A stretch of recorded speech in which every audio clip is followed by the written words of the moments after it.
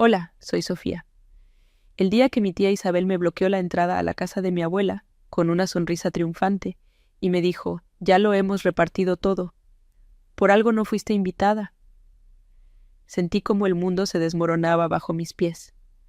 Esas palabras, pronunciadas frente a toda la familia y al abogado, no solo me negaban mi herencia, sino que intentaban borrar cada recuerdo, cada momento de amor que compartí con la única persona que realmente me vio.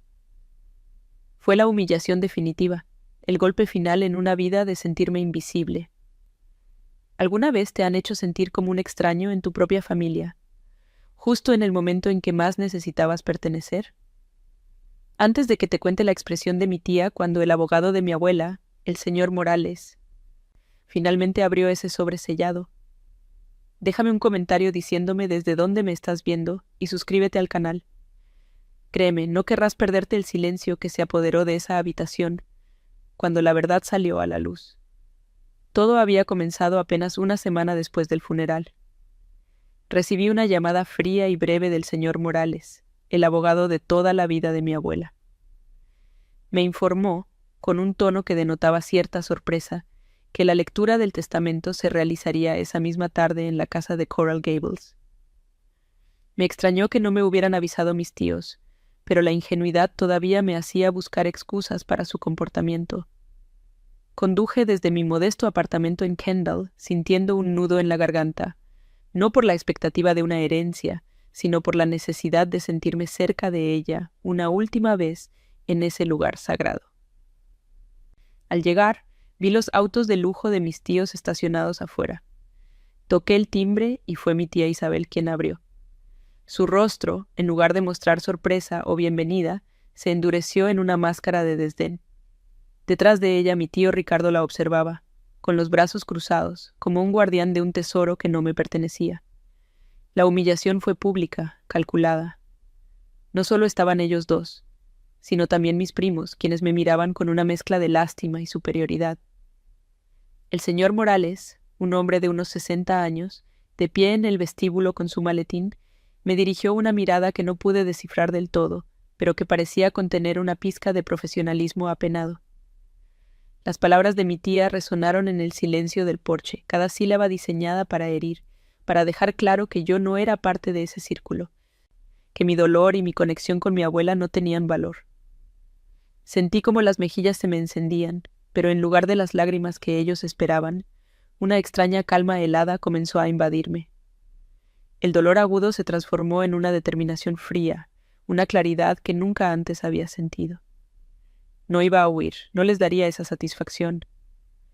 Fue en ese instante, mientras sus ojos me desafiaban, que noté algo que me robó el aliento. Alrededor de su cuello, descansando sobre su blusa de seda, estaba el medallón de oro de mi abuela. Era una pieza antigua, delicada, con un pequeño zafiro en el centro. Recuerdo perfectamente a mi abuela sentada en su mecedora, contándome la historia de esa joya mientras la sostenía en sus manos arrugadas. «Algún día será tuyo, mi Sofía», me había dicho, «para que siempre recuerdes que el verdadero valor no brilla por fuera, sino que se lleva en el corazón». Verlo en el cuello de mi tía se sintió como una profanación, un robo no solo de un objeto, sino de una promesa, de un legado de amor que ahora ella exhibía como un trofeo de su victoria sobre mí. Ese medallón se convirtió en el símbolo de todo lo que estaban tratando de arrebatarme. La relación con mis tíos nunca fue cálida, pero tras la enfermedad de mi abuela se había vuelto gélida. Isabel y Ricardo siempre me vieron como una carga, la hija de la hermana problemática, que falleció demasiado joven, dejándome al cuidado de la abuela. Para ellos, yo era un recordatorio constante de una rama de la familia que preferían podar y olvidar.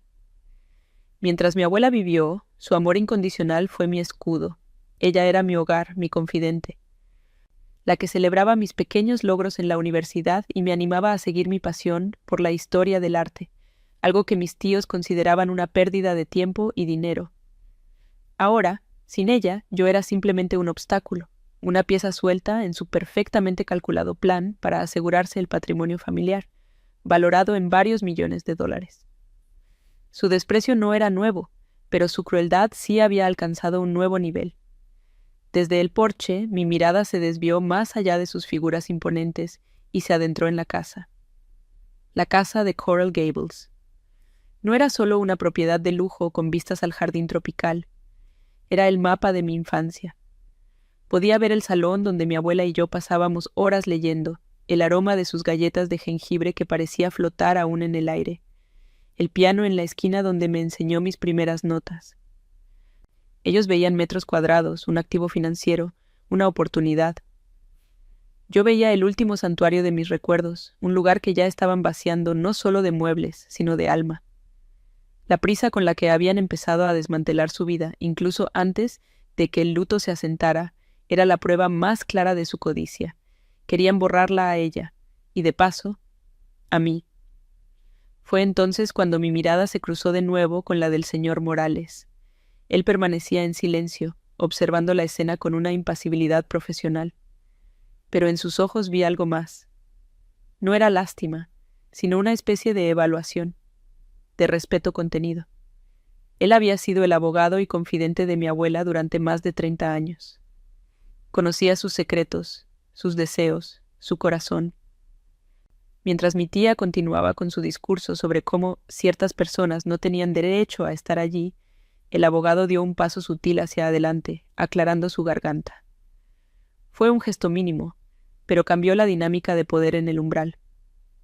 Por un segundo sentí que no estaba completamente sola. Tenía un aliado, aunque silencioso, en el campo enemigo. Su presencia me ancló a la realidad y me dio la fuerza para no ceder. Mis ojos, buscando un último vestigio de mi abuela en ese espacio que me estaban negando, se fijaron en la repisa de la chimenea del salón. Allí, en medio de otros adornos que seguramente ya tenían un nuevo dueño asignado, estaba la pequeña foto enmarcada en plata. Era una foto de nosotras dos, tomada en mi graduación de la preparatoria. Ambas sonreíamos con la cabeza inclinada una hacia la otra, una imagen de pura felicidad y complicidad. Ese pequeño objeto, probablemente insignificante para ellos, lo era todo para mí. Era la prueba tangible de nuestro vínculo, la herencia que realmente importaba. Verla allí, vulnerable y a punto de ser descartada como un trasto viejo, encendió la última chispa de mi resolución. No me iría sin ella. No me iría sin luchar por el único tesoro que realmente me correspondía, el respeto a nuestra memoria. Respiré hondo, ignorando la sonrisa burlona de mi tía y la mirada impaciente de mi tío.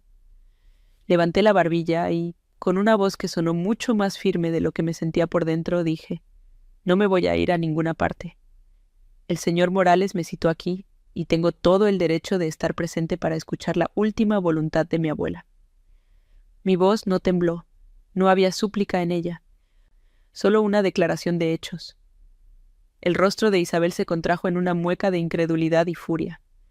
No esperaba resistencia, esperaba que me diera la vuelta y me fuera llorando, como la niña desamparada que siempre creyeron que era. Pero esa niña había muerto con mi abuela. La mujer que estaba ahora de pie en su puerta no estaba allí para pedir permiso, sino para reclamar su lugar. El juego de poder acababa de empezar, y yo, contra todo pronóstico, había decidido jugar mi mano.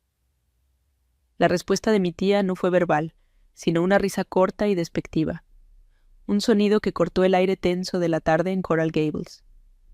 Ricardo, mi tío, dio un paso al frente, posicionándose a su lado como un guardaespaldas, su corpulenta figura bloqueando aún más la entrada. «Ya oíste a tu tía, Sofía. No hay nada para ti aquí. Será mejor que te vayas y evites una escena desagradable». Su voz, siempre con ese tono condescendiente que usaba conmigo, era una amenaza velada. Sentí la presión de sus miradas, el peso de toda una vida de desprecio concentrado en ese umbral. Querían que me rompiera, que me marchitara bajo su poder, pero la frialdad que me embargaba era más fuerte que su intimidación. No iba a ser la víctima que ellos necesitaban que fuera. La humillación ya estaba hecha, pero la rendición era una elección que no pensaba tomar. Fue entonces cuando la voz tranquila y mesurada del señor Morales se interpuso, actuando como un bálsamo inesperado en una herida abierta. «Señora Isabel, señor Ricardo». Con el debido respeto, la señorita Sofía fue notificada por mi despacho para estar presente. Su asistencia es un requisito formal. No había emoción en su tono, solo la autoridad inquebrantable de la ley. Mis tíos se giraron para mirarlo, sus rostros una mezcla de sorpresa y traición.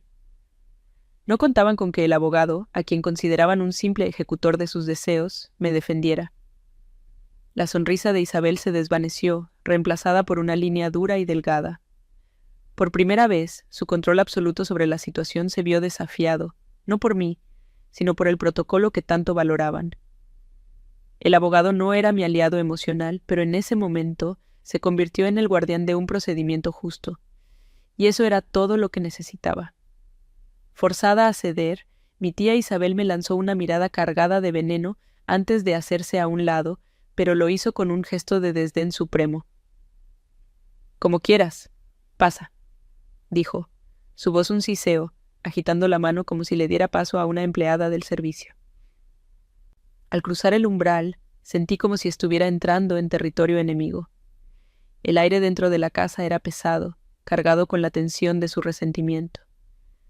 Mis primos, sentados en el sofá de terciopelo de mi abuela, apartaron la mirada, fingiendo una conversación repentina. Nadie me saludó. Nadie reconoció mi presencia más allá de lo estrictamente necesario. Me trataron como a una intrusa, una mancha en su perfecto cuadro de duelo y herencia. Cada paso que daba hacia el interior del salón era un acto de desafío, una afirmación silenciosa de mi derecho a estar allí, aunque cada fibra de mi ser gritara que huyera de su crueldad. Una vez dentro, el verdadero alcance de su profanación se hizo evidente. El salón, que siempre había sido un santuario de orden y calidez, estaba en un estado de desmantelamiento organizado. Cajas de mudanza se apilaban en las esquinas, muebles que yo conocía de toda la vida estaban cubiertos con sábanas blancas, y sobre varias piezas, pequeñas notas adhesivas de colores llevaban los nombres de mis primos. Para Carlos, para Lucía. Habían convertido el hogar de mi abuela en un mercado de pulgas familiar, repartiéndose sus posesiones como buitres antes de que su memoria tuviera tiempo de asentarse. La visión era desoladora, una confirmación visual y brutal de las palabras de mi tía en la puerta. No solo me habían excluido del testamento, me habían borrado de la historia de esos objetos, de cada recuerdo asociado a ellos, como si mi infancia en esa casa nunca hubiera existido. Mi tía Isabel debió notar la dirección de mi mirada porque se movió sutilmente para interponerse. Fue entonces cuando, de nuevo, mis ojos se clavaron en el medallón de zafiro que colgaba de su cuello. Al darse cuenta lo tocó con la punta de sus dedos, un gesto posesivo y deliberado, mientras una sonrisa casi imperceptible curvaba sus labios. Era una provocación directa, una forma de decir, mira lo que tengo, mira lo que nunca será tuyo. En ese instante, un recuerdo vívido me asaltó. Mi abuela, sentada conmigo en ese mismo salón, me contaba que ese medallón se lo había regalado mi abuelo cuando ella pensaba que lo había perdido todo. «Es un recordatorio, mi Sophie», me dijo, «de que la verdadera fortaleza se encuentra cuando crees que ya no te queda nada». Verlo ahora, usado como un trofeo de codicia, se sintió como la traición definitiva a su legado. Pero en lugar de la rabia o las lágrimas que mi tía esperaba provocar, sentí una extraña claridad. La miré directamente a los ojos, sosteniendo su mirada sin parpadear, y en mi silencio tomé una decisión. Dejé ir el medallón, dejé ir el piano, los muebles, los cuadros. Comprendí que si luchaba por los objetos estaría jugando su juego, validando su creencia de que el valor de una persona reside en lo que posee. Mi batalla no era por las cosas materiales. Mi batalla era por la verdad, por el respeto a la memoria de la mujer que me crió. Mi calma pareció desconcertarla más que cualquier arrebato. Ella estaba preparada para una pelea, para los gritos y el drama. No estaba preparada para mi quietud, para mi negativa a rebajarme a su nivel. En ese momento, sin decir una palabra, sentí que una pequeña parte del poder volvía a mí.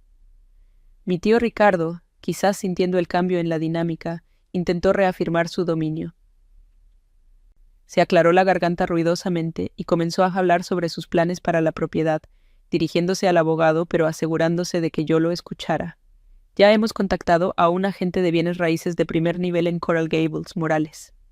Estima que podemos sacar al menos 3 millones por la casa, especialmente si la vaciamos rápido». Es lo que mamá hubiera querido, convertir sus activos en algo útil para el futuro de la familia. Sus palabras eran un cuchillo, disfrazando su avaricia con un falso sentimentalismo. Hablaba de mi abuela como si fuera una corporación y de su hogar como una simple partida en un balance financiero. Era su manera de recordarme mi lugar. Yo no era parte de ese futuro de la familia que estaban tan ansiosos por asegurar. Busqué un lugar donde la tensión no fuera tan asfixiante y me apoyé contra la pared, cerca de la chimenea, convirtiéndome en una espectadora silenciosa de mi propia exclusión. Desde esa distancia, observé a mi familia. Se movían por el salón como si yo fuera invisible, susurrando entre ellos, lanzándome miradas furtivas llenas de desdén. Vi a mi prima Lucía tomar una pequeña estatuilla de porcelana de una mesa y guardarla en su bolso con una naturalidad que me revolvió el estómago. Se estaban repartiendo mi infancia, pieza por pieza, y yo no podía hacer nada más que mirar. Esa sensación de impotencia era casi peor que la confrontación directa. Me sentía como un fantasma atrapado en su propia casa, testigo de un saqueo que no solo era material, sino también emocional. Estaban borrando activamente cada huella de mi existencia en ese lugar sagrado. Fue entonces cuando mis ojos se posaron de nuevo en la pequeña foto enmarcada en plata sobre la repisa de la chimenea. Nosotras dos, mi abuela y yo, sonriendo en mi graduación. En medio de todo el caos y la codicia, ese pequeño objeto parecía irradiar una luz propia. Era el único elemento en toda la habitación que no había sido etiquetado, probablemente porque para ellos no tenía ningún valor monetario, pero para mí lo era todo. Se convirtió en mi ancla, el símbolo tangible del amor incondicional que me estaban negando. Sentí un impulso abrumador de caminar hacia allí y tomarla, de rescatar ese fragmento de nuestra felicidad de sus manos rapaces. Sabía que no podía hacerlo en ese momento, que sería darles una excusa para expulsarme, pero me juré a mí misma que no me iría de esa casa sin ella. Era la única herencia que realmente me importaba. «Por favor, tomen asiento», anunció el señor Morales, su voz rompiendo la atmósfera cargada. Abrió su maletín de cuero sobre la gran mesa de comedor de caoba, y mis tíos y primos se acomodaron rápidamente en las sillas talladas, como si fuera una reunión de junta directiva. Había una silla vacía, pero nadie me la ofreció. Isabel, con una crueldad estudiada, señaló con la cabeza un pequeño taburete de madera que usualmente se usaba para alcanzar los libros más altos de la estantería. «Ahí», dijo, sin siquiera mirarme. «Puedes sentarte ahí». La humillación era tan calculada, tan pública, que me robó el aliento por un segundo. No era solo una falta de cortesía, era un acto deliberado para posicionarme como alguien inferior, una espectadora sin derecho a participar en la mesa donde se decidía el destino del legado de mi abuela. Ignoré las sonrisas de suficiencia de mis primos. Caminé hacia el taburete con la espalda recta y me senté. Desde mi posición, más baja que la de ellos, los veía a todos a la mesa, un frente unido por la codicia. Pero en lugar de sentirme pequeña, me sentí extrañamente fuerte. Su crueldad había quemado toda la tristeza y la duda que quedaban en mí, dejando solo una determinación de acero. Dejé que me observaran, que juzgaran mi silencio.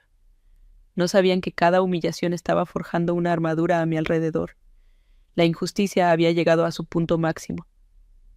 El señor Morales carraspeó, sacó un sobre grueso y sellado del maletín y lo colocó sobre la mesa. Un silencio expectante se apoderó de la habitación.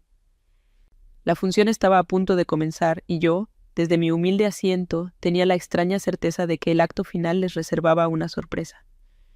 El señor Morales ajustó sus gafas, su mirada recorriendo cada rostro en la mesa antes de posarse brevemente en mí.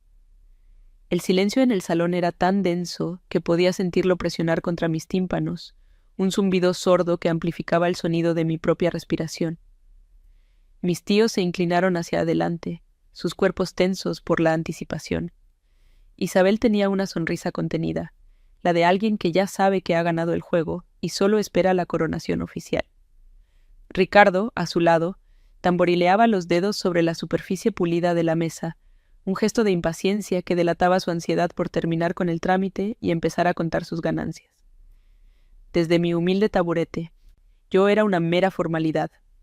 la nota al pie de página en la historia de su triunfo, y ellos se aseguraban de que lo sintiera con cada segundo de ese silencio expectante. Con un movimiento deliberado, el abogado rompió el sello de cera roja del sobre.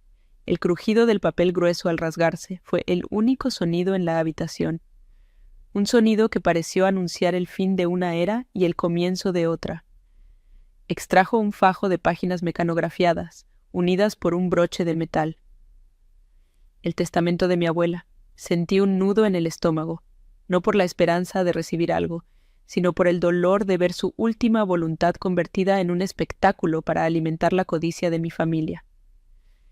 El señor Morales se aclaró la garganta y comenzó a leer con una voz monótona y profesional, recitando los datos de identificación de mi abuela, la fecha de redacción del documento y los nombres de los testigos.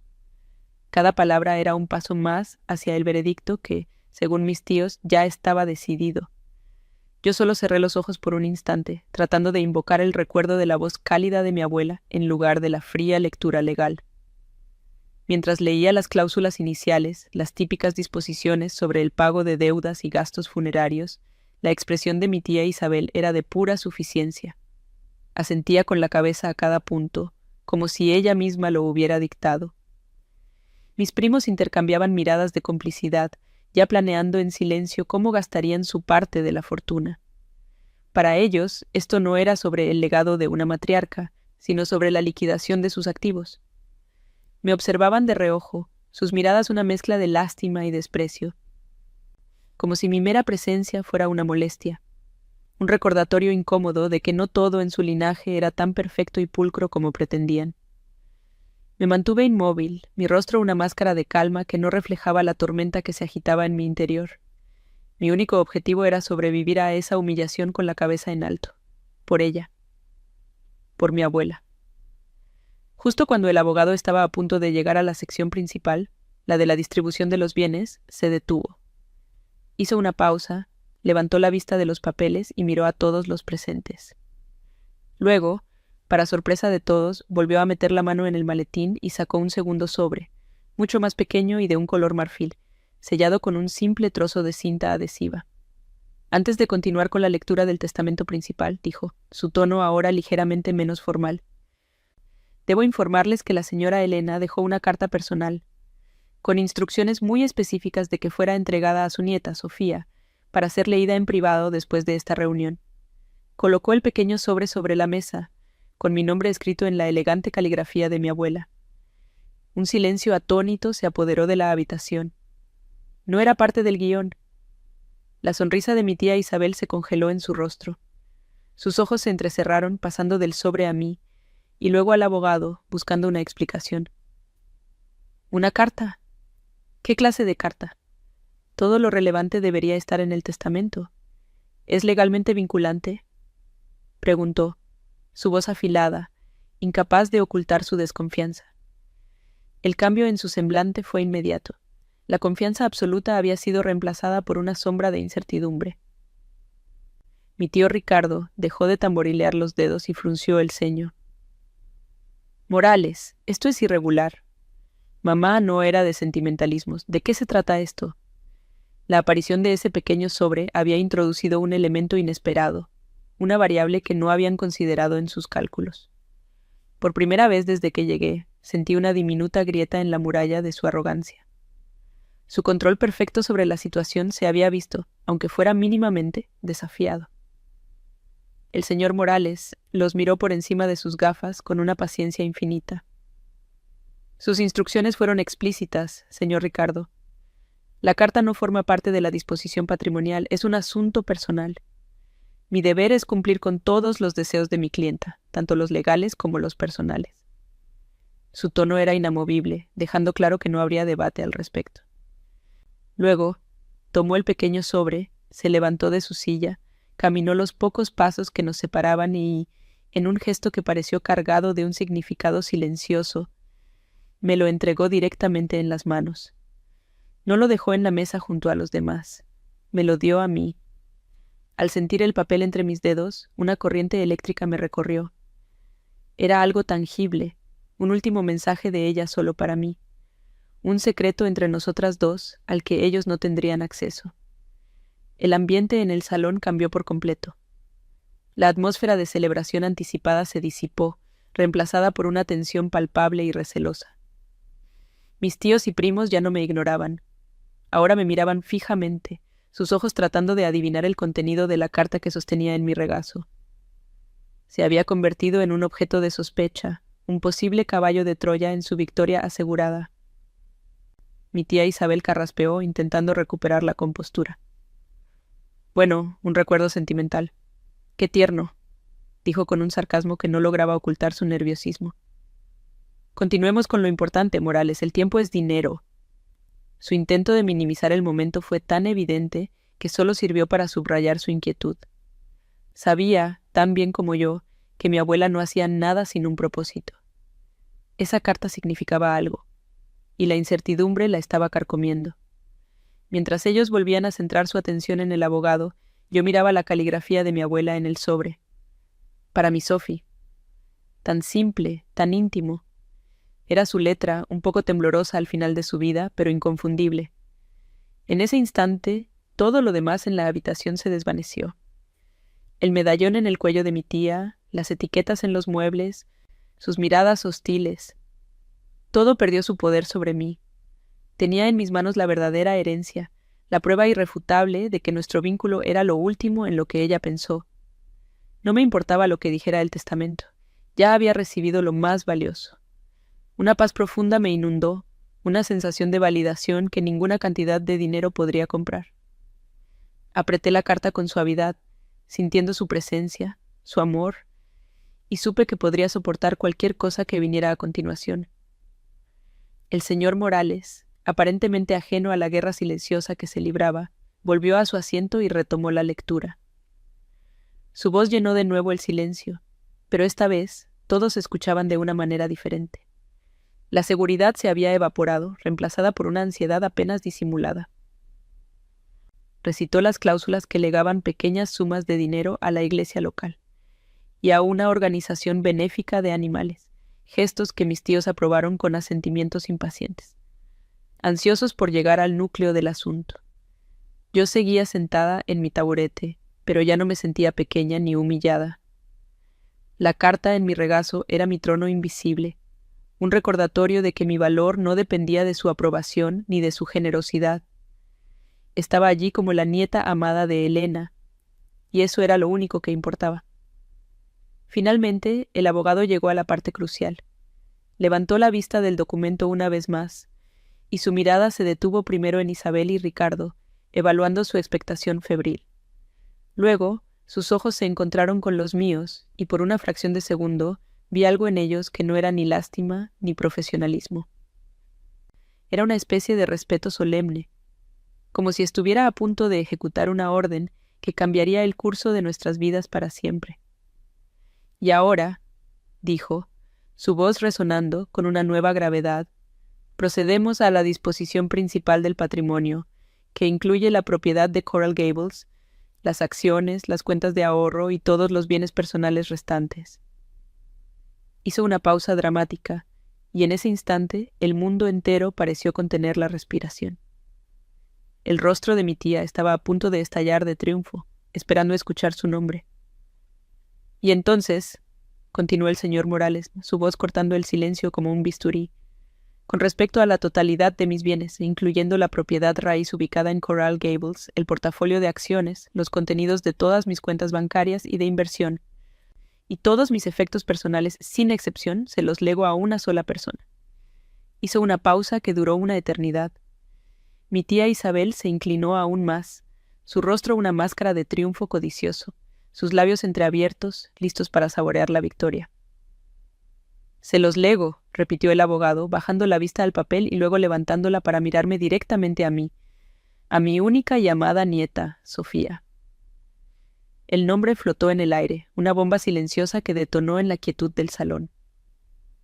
Por un instante, nadie reaccionó. Fue como si hubiera hablado en un idioma extranjero que nadie entendía. La primera en procesarlo fue Isabel. Su sonrisa no se desvaneció, sino que se congeló, se quebró. como el hielo bajo una presión repentina. Sus ojos, antes brillantes de avaricia, se abrieron con una incredulidad absoluta. Se giró hacia su marido, buscando una confirmación de que había oído mal, pero el rostro de Ricardo era un lienzo pálido de shock. Mis primos se miraron entre sí, sus expresiones de suficiencia reemplazadas por una confusión atónita. El abogado continuó leyendo, imperturbable, detallando cada activo, cada cuenta, cada fondo, y después de cada uno, la frase se repetía como un martillo. Para mi nieta, Sofía. No era un error. No era un preámbulo. Era la verdad, desnuda y brutal. La habitación, que momentos antes vibraba con su victoria anticipada, se sumió en un silencio pesado, asfixiante, el silencio de un mundo que se viene abajo. ¡No! La palabra fue un grito desgarrado que rompió el hechizo. Isabel se puso de pie de un salto. La silla de caoba tallada chirrió violentamente contra el suelo de madera. Su rostro, antes pálido, ahora estaba rojo de una furia incontenible. «¡Eso es imposible! ¡Es una mentira! Mamá jamás haría algo así». Su voz, normalmente controlada y meliflua, se había vuelto estridente, casi histérica. Se giró hacia mí, sus ojos lanzando chispas de odio puro. Tú le hiciste esto, la manipulaste en su lecho de muerte, pequeña víbora.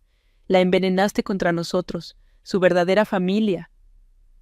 La acusación, tan predecible y tan desesperada, resonó en el salón, pero las palabras ya no me herían.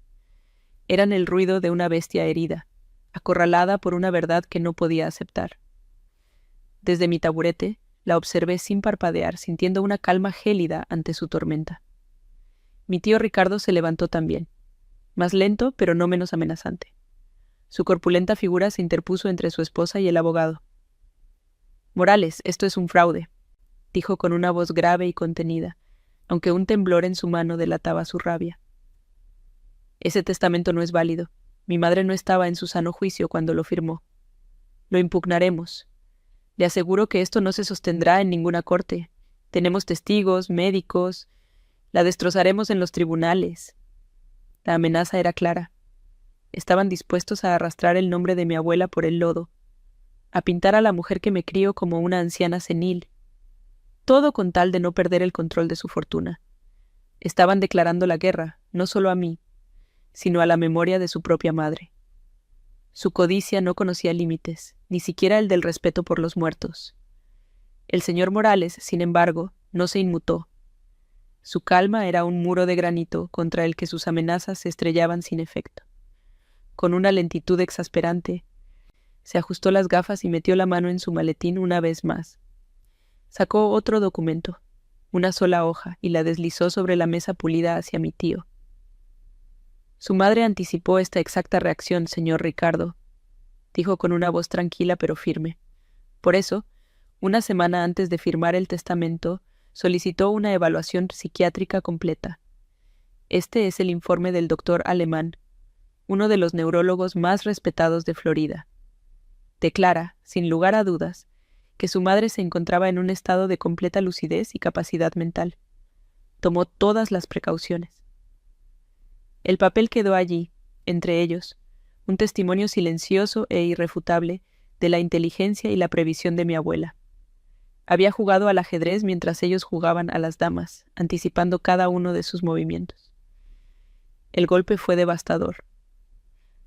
Mi tío Ricardo miró el informe como si fuera una serpiente. No lo tocó.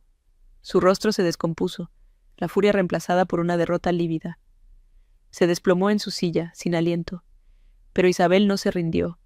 Su rabia, al no tener un blanco legal, se volvió puramente personal y se centró por completo en mí. Avanzó un par de pasos, su cuerpo temblando de ira. «Siempre te odié», siseó, su voz baja y llena de veneno. «La forma en que te miraba, como si fueras de oro. La hija de la fracasada. Nunca debiste haber existido, eres una mancha en esta familia, y ahora crees que te saliste con la tuya». Sus insultos eran un torrente de bilis, años de resentimiento acumulado que finalmente salían a la superficie. Pero yo ya no era la niña asustada que se encogía ante su desprecio. La miré a los ojos, sosteniendo su mirada, y en mi silencio, Ella encontró su propio reflejo. Mientras su veneno se agotaba, noté algo fascinante. Su mano subió instintivamente hacia su cuello, hacia el medallón de zafiro de mi abuela. Pero se detuvo a medio camino. El gesto, que antes había sido posesivo y triunfante, ahora era incierto, casi avergonzado. El medallón ya no era un trofeo de su victoria. Se había convertido en un símbolo de su codicia, una prueba física de que se había apropiado de algo que no le pertenecía. No solo legalmente, sino moralmente. Ya no brillaba como un premio, sino que pesaba sobre ella como una marca de vergüenza. Verla dudar, ver cómo ese objeto de su orgullo se transformaba en una fuente de humillación, fue más elocuente que cualquier palabra que yo pudiera haber dicho. Su victoria se había podrido desde dentro. El frente unido de la familia comenzó a desmoronarse. Mis primos, Carlos y Lucía, que hasta ahora habían sido meros espectadores de la furia de sus padres, empezaron a inquietarse. Se miraban el uno al otro, sus rostros una mezcla de pánico y resentimiento. Pude leer sus pensamientos, sus viajes, sus autos, sus vidas de lujo financiadas por la herencia esperada, se estaban evaporando ante sus ojos. Lucía bajó la mirada hacia su bolso de diseñador, donde había guardado la estatuilla de porcelana, y vi cómo sus mejillas se sonrojaban. El objeto que había tomado con tanta naturalidad ahora era un bien robado, propiedad de la prima a la que tanto habían despreciado. La solidaridad familiar, basada únicamente en la expectativa del dinero, se disolvió en el momento en que el dinero desapareció. Al ver que la intimidación y la furia habían fracasado, mi tía Isabel intentó una última y patética táctica: la falsa conciliación. Su rostro se transformó, la ira se disolvió en una máscara de preocupación forzada. «Sofía, escúchame», dijo, su voz ahora melosa y suplicante. «Eres muy joven, no entiendes de estas cosas, de manejar una fortuna así. Es una carga enorme, somos tu familia, a pesar de todo. Podemos ayudarte, podemos llegar a un acuerdo que sea justo para todos. No tienes que hacer esto sola». La transición fue tan abrupta y transparente que resultó grotesca. Después de haberme humillado, insultado y amenazado, ahora intentaba apelar a un lazo familiar que ella misma había pasado toda una vida destruyendo. Era el último estertor de una mujer desesperada que se negaba a aceptar su derrota. Fue en ese momento que decidí que ya era suficiente. El espectáculo había terminado. Me puse de pie lentamente, el movimiento deliberado y sin prisa. El taburete bajo ya no era un símbolo de mi humillación, sino el punto de partida de mi liberación. Sostuve la carta de mi abuela en mi mano, su textura un ancla en la tormenta de emociones que me rodeaba. Miré a mi tía, a la expresión suplicante y falsa en su rostro, luego a mi tío, hundido en su silla, y finalmente al señor Morales, que me observaba con una expresión de respeto silencioso. Entonces hablé por primera vez desde que comenzó la lectura. Mi voz no fue alta, pero resonó en el silencio cargado de la habitación, clara y firme. No hay nada que negociar. Y sin una segunda mirada les di la espalda y comencé a caminar hacia la chimenea, hacia el único tesoro que había venido a reclamar. Mi paseo hacia la chimenea pareció durar una eternidad. Cada paso resonaba en el silencio sepulcral que había dejado mi respuesta. Sentía todas las miradas clavadas en mi espalda, una mezcla de incredulidad, rabia y confusión. Ya no eran las miradas de superioridad de antes. Ahora eran las miradas de depredadores que acababan de ver a su presa ponerse de pie y rugir. Mi tía Isabel permanecía petrificada, su boca entreabierta en una mueca de asombro. Mi tío Ricardo estaba hundido en su silla, su rostro una máscara de derrota grisácea. Mis primos parecían niños perdidos, incapaces de procesar que el mundo, que daban por sentado, se había derrumbado en cuestión de minutos. El poder en la habitación se había desplazado de forma tan absoluta que el aire mismo parecía vibrar con una nueva energía, una que emanaba de mi calma y mi determinación. Llegué a la repisa de la chimenea y mis dedos rozaron el frío metal del marco de plata. Tomé la fotografía con una delicadeza casi reverencial. Allí estábamos, mi abuela y yo, congeladas en un instante de pura felicidad en mi graduación. Su sonrisa era tan genuina, sus ojos brillaban con un orgullo que nunca había visto en nadie más. Para ellos, era un objeto sin valor, un pedazo de papel y plata que habían pasado por alto en su frenesí por etiquetar y repartirse los bienes valiosos. Para mí, era el testamento real, la prueba tangible de que nuestro amor era la única herencia que importaba. Sostenerla en mis manos fue como recuperar una parte de mi alma que ellos habían intentado pisotear. Apreté el marco contra mi pecho, un escudo contra su toxicidad, y me giré lentamente para enfrentarlos una última vez. Isabel finalmente encontró su voz, aunque era un susurro ronco y cargado de desprecio. ¿Eso es todo? ¿Después de todo este circo, vienes a llevarte ese cachivache sin valor? Su intento de herirme era patético, el último coletazo de una reina destronada que se aferraba a su corona de espinas. Su mundo se había reducido a valores monetarios y era incapaz de comprender que mi victoria no se medía en dólares. Levanté la fotografía para que pudiera verla, mi rostro sereno. Este cachivache, tía, es lo único aquí que tiene un valor real, dije, mi voz tranquila pero cortante. Es la prueba de algo que tú nunca tuviste y que jamás entenderás. Es un recuerdo de amor incondicional. Tú puedes quedarte con tus cajas y tus etiquetas. Yo me quedo con lo que de verdad importa. Mi mirada, sin querer, se desvió hacia su cuello, donde el medallón de zafiro aún descansaba sobre su piel.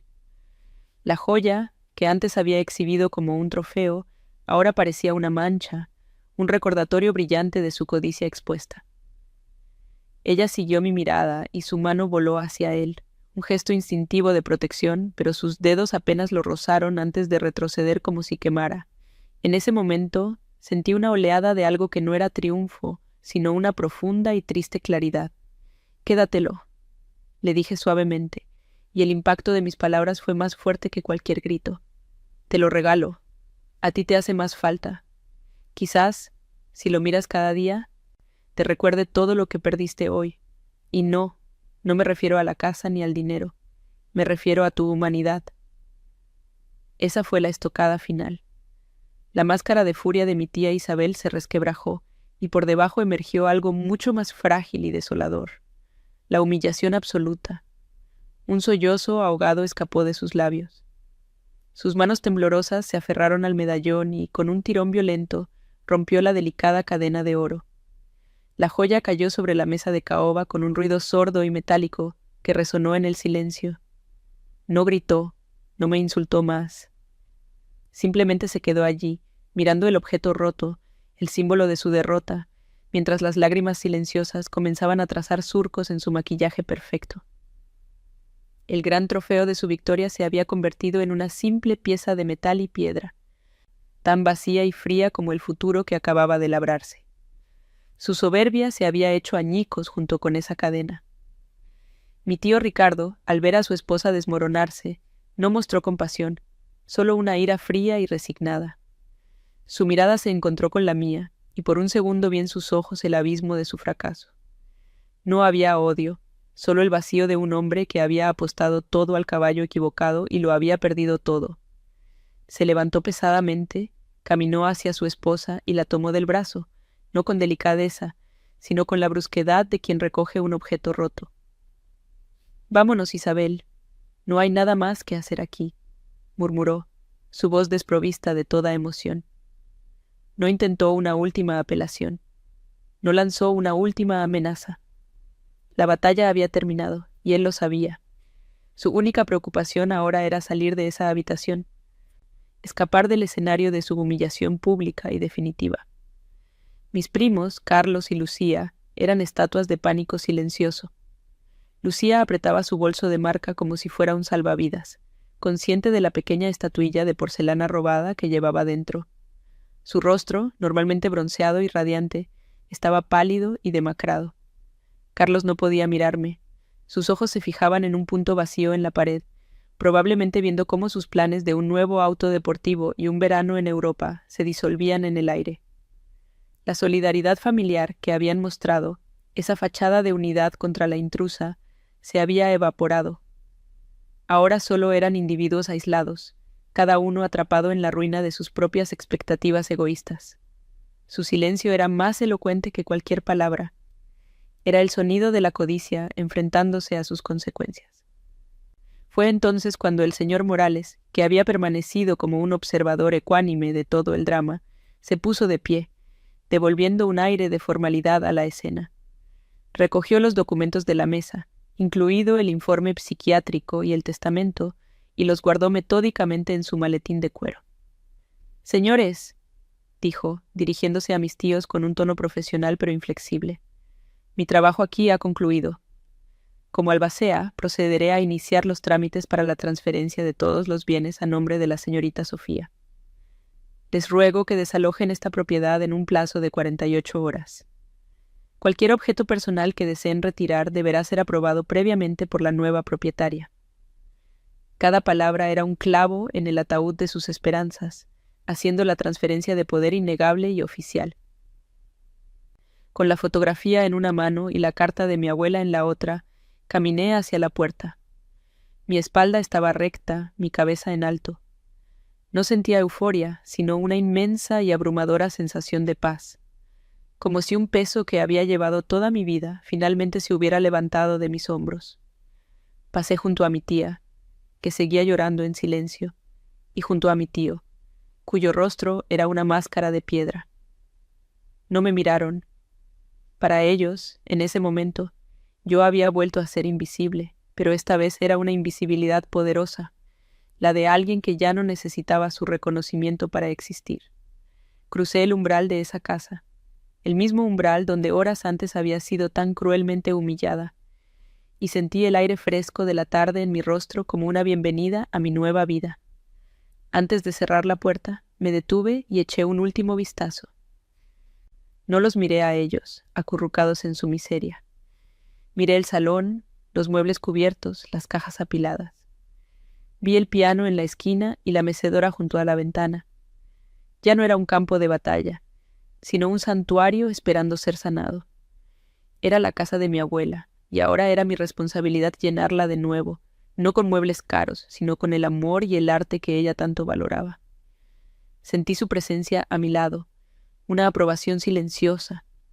Entonces, con una última exhalación, cerré la puerta suavemente, dejando atrás el veneno y la codicia.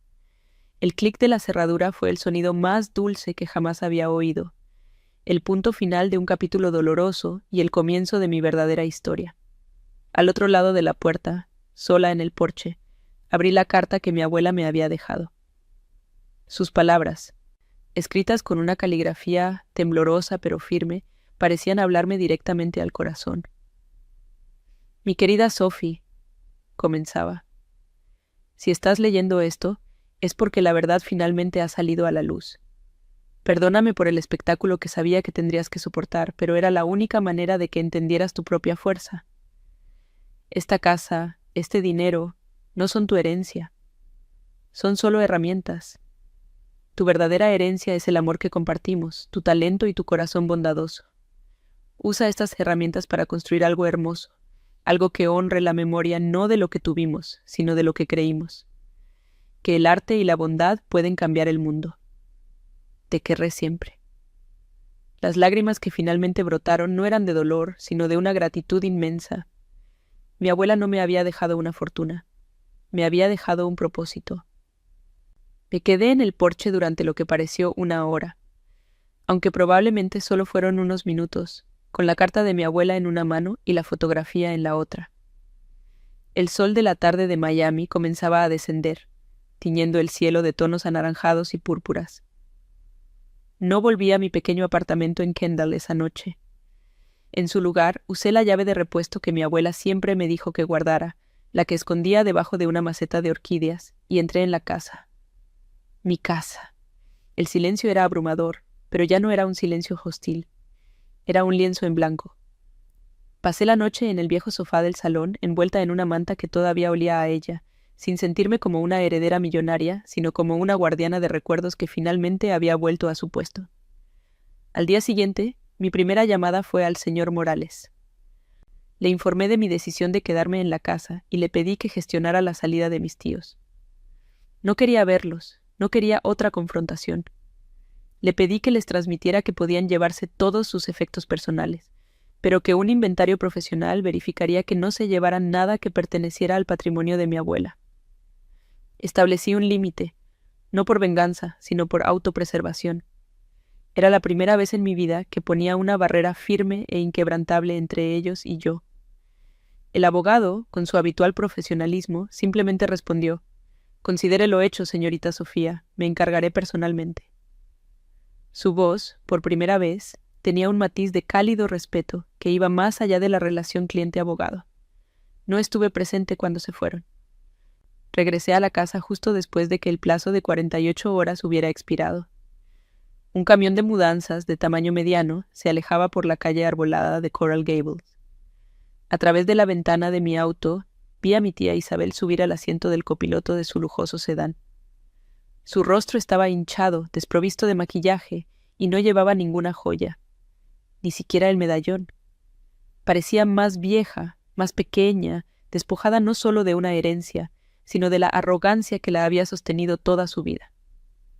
Ricardo conducía, con la mirada fija al frente, su mandíbula apretada en una línea de resentimiento silencioso. No se despidieron de la casa. Simplemente se marcharon, dejando atrás un vacío que para mí se sentía como una limpieza profunda y necesaria. Entrar en la casa después de su partida fue un acto de reconquista. El salón estaba extrañamente desnudo en algunas partes, pero la mayoría de los muebles de mi abuela permanecían. Lo primero que hice fue caminar por cada habitación y arrancar, una por una, las pequeñas notas adhesivas de colores. Para Carlos. Para Lucía. Cada papelito que quitaba y arrugaba en mi puño era un pequeño acto de exorcismo. Estaba borrando su codicia, reclamando no solo los objetos, sino la historia que contenían. La estatuilla de porcelana que mi prima Lucía había guardado en su bolso estaba de vuelta en su mesita, una confesión silenciosa de su intento de hurto. La dejaron, probablemente por miedo a las consecuencias legales. No sentí triunfo, solo una profunda melancolía por lo rotos que estaban. Un par de semanas después me reuní con el señor Morales en su despacho. Me explicó con detalle la magnitud del patrimonio. La casa, valorada en más de $3 millones, un portafolio de acciones considerable y varias cuentas de ahorro. Era una suma de dinero que apenas podía comprender. Pero mientras él hablaba de cifras, yo solo podía pensar en las palabras de mi abuela. Son solo herramientas. Le expliqué mi plan de transformar la casa en una fundación para jóvenes artistas sin recursos. Los ojos del abogado se iluminaron. Su abuela estaría inmensamente orgullosa, Sofía, me dijo. De hecho, en sus notas personales mencionó su deseo de que su patrimonio se usara para fomentar la belleza en el mundo. Usted no solo está cumpliendo su testamento, está cumpliendo el deseo de su corazón. Se ofreció a gestionar toda la parte legal de la creación de la fundación, pro bono. Los siguientes meses fueron un torbellino de actividad. La casa de Coral Gables se llenó de arquitectos, contratistas y asesores. El proceso de transformar un hogar familiar en un espacio público fue complejo, pero cada decisión que tomaba me llenaba de un propósito que nunca antes había sentido. Vendí una pequeña parte de las acciones, lo suficiente para financiar la renovación y crear un fondo operativo inicial. El resto del patrimonio lo puse en un fideicomiso para asegurar la longevidad de la fundación. Bauticé el proyecto como la Fundación Elena, en su honor. La casa, que una vez fue el escenario de tanta tensión, comenzó a llenarse de luz, de nuevos colores y de la promesa de la creatividad. La relación con mis tíos se cortó de raíz. Unos 6 meses después recibí una carta del bufete de abogados que los representaba. Era un intento torpe y desesperado de reclamar una compensación por los años que cuidaron de mi abuela. Una afirmación tan falsa que resultaba casi cómica. No respondí yo. El señor Morales envió una respuesta tajante, documentando su exclusión y adjuntando una copia del informe psiquiátrico de mi abuela. Nunca más volví a saber de ellos directamente. Supe, a través de comentarios lejanos, que habían tenido que vender su propia casa y mudarse a un lugar más modesto. Su estatus social, construido sobre la expectativa de la herencia, se había derrumbado. Su castigo no fue mi venganza, sino la consecuencia natural de sus propias decisiones. Hoy, un año después de aquella tarde terrible, La Fundación Elena es una realidad. El salón donde una vez fui humillada, ahora es un taller de pintura lleno de luz, donde jóvenes con talento pero sin medios dan sus primeras pinceladas.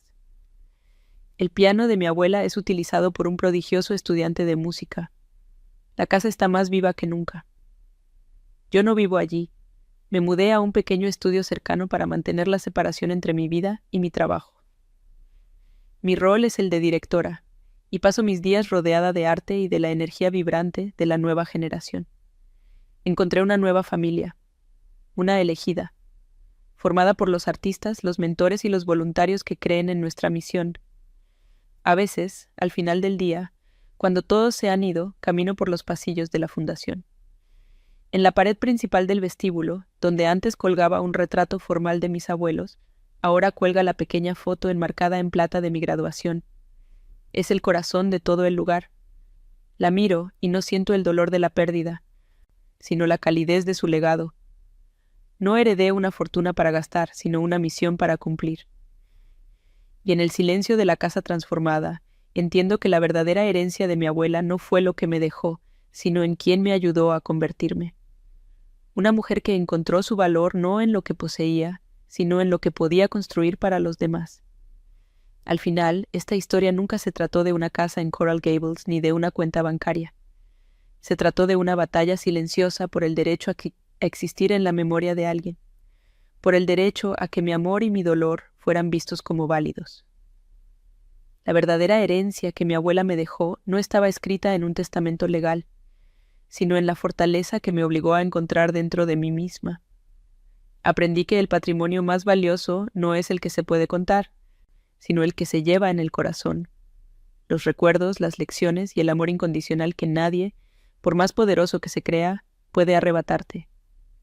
La injusticia familiar duele profundamente, pero también puede convertirse en el cincel que esculpe la versión más fuerte y auténtica de ti mismo, una que ya no necesita la aprobación de nadie para saber lo que vale.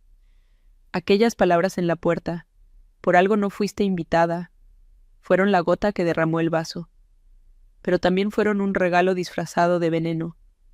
En ese instante de humillación absoluta, cuando intentaron borrarme, en realidad me dieron la oportunidad de reescribirme.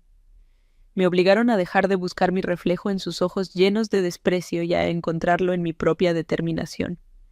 A veces, el momento en que nos sentimos más pequeños es precisamente el que nos obliga a ponernos de pie más alto que nunca.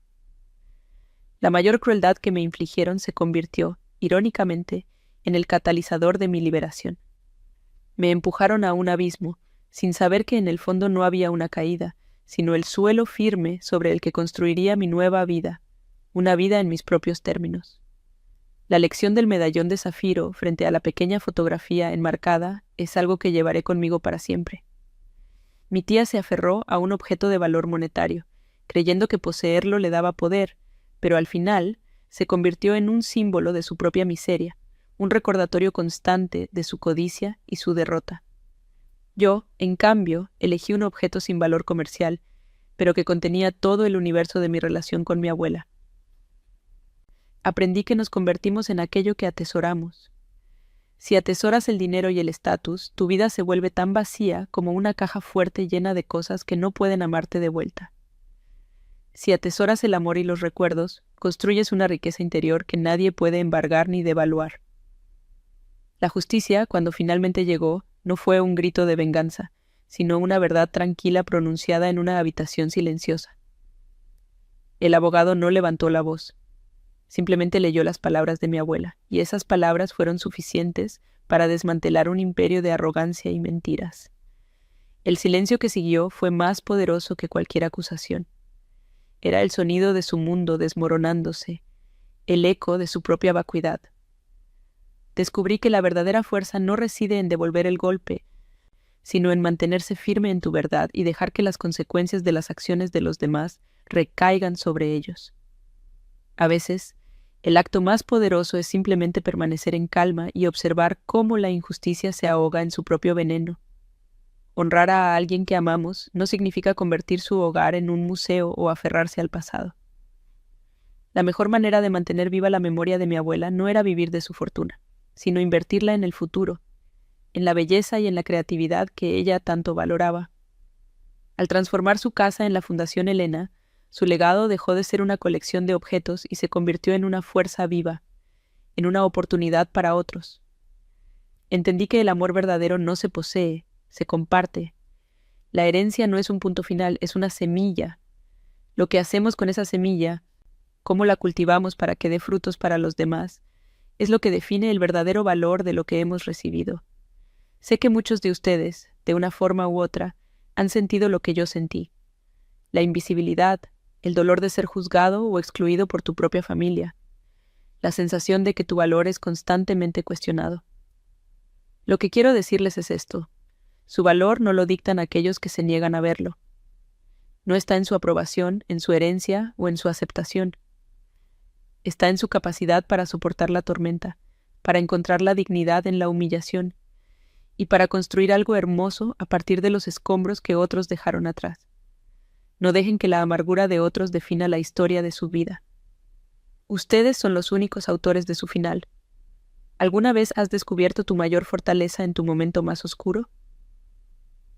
¿Has tenido que luchar por tu lugar en tu propia historia? Si es así, comparte tu experiencia en los comentarios. Tu historia podría ser la luz que alguien más necesita para encontrar su camino en la oscuridad. Y si lo que has escuchado hoy ha resonado en ti, suscríbete y únete a esta comunidad. Juntos, podemos recordarnos unos a otros que, sin importar cómo comience nuestro relato, siempre tenemos el poder de escribir un final digno, uno que nos honre a nosotros y al amor verdadero que nos ha sostenido.